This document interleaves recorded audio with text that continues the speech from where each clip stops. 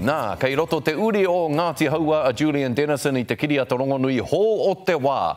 Ara ia Deadpool 2, me te aha auahi ana tana mahi. I whānau mai te tamanei te kaumārima ngā tau ki te rohe o Nainai I te awa kairangi.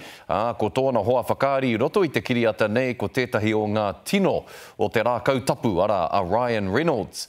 I kōrero a te rina kōwhai ki tā tātou tamapū manawa nui I roto I te rā nei kia tahuri ake tātou. Can't do this alone. We need backup. We're going to form a super duper group. It's time to get back on LinkedIn. Mai Nainai ki Hollywood. I've been waiting for someone to save me. All I ever wanted was a family. Seeing especially Ryan in the suit and Josh Brolin with his makeup and his like CGI arm and Zazie in her costume with her like little Uzis and stuff. It was really cool being able to see all these superheroes. Because as a kid, you know, you always wanted to be a superhero, and it was cool being able to be a part of this thing. And it was just like I had to pinch myself. Ko tōna tua hangata ko Fire Fist, ara ko Russell Collins, he mūtana pani no Aotearoa, a kua whai pū manawa motuhake. It was funny because they would put dots on your hands and then they would put makeup over that so they could use the CGI, and there'd be this silver ball that they'll put next to your face for like 3 seconds and then they'd run away. And you would do it and you just look stupid while doing it, and you're making these weird sounds, and you're like, and yeah, David Leitch, the director, would be like, how does it look? And I'm like, it looks really stupid, but I trust you, David. And he's like, yes, trust me, and it looked really cool.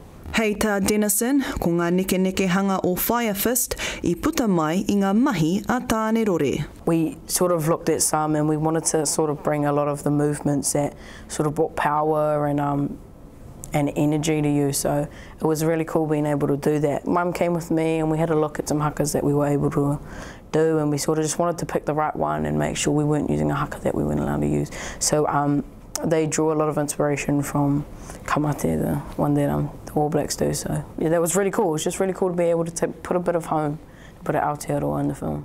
Hei tāna I whai wā hoki ia, ki te whakaako I te reo Māori, ki te hunga kai whakaari. Yeah, I just taught them how to say like kia ora, morena, and like just simple words, so me and Mum could say that and they'd understand it. So it was really cool. And but they don't know how to roll their tongue, so they'd be like kia ora, and it would be funny. But yeah, it was just teaching them little things that they were able to know. Koe nei te kiriata nui tai ore tuatahi mo Dennison, ka ore kore I whai utu nui. He oia no, hei tāna, nōna te maringa nui. I was really fortunate that I was able to do this, and that just a small kid from New Zealand was able to just be a part of this film. And like, you know, I haven't spent all my money on anything. You know, I might go buy me a yacht or something later on, because there's another truckload of money that's supposed to come in this afternoon. So yeah. Hei te tekau maono o Mei, ka whakarewa hia te kiriata nei ki ngā whare pikitia. Te rina kōwhai, te karere.